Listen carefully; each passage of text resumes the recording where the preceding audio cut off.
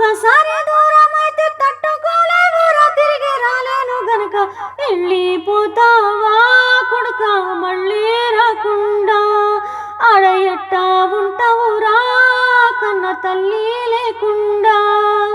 వెళ్ళిపోతావా కొడుక మళ్ళీ రాకుండా ఆడ ఎట్టా ఉంటావురా కన్న తల్లి లేకుండా మంది మాటలనే నే విన్నానే జానమ్మ నా తప్పైపోయిందే మన్నించే నాయమ్మ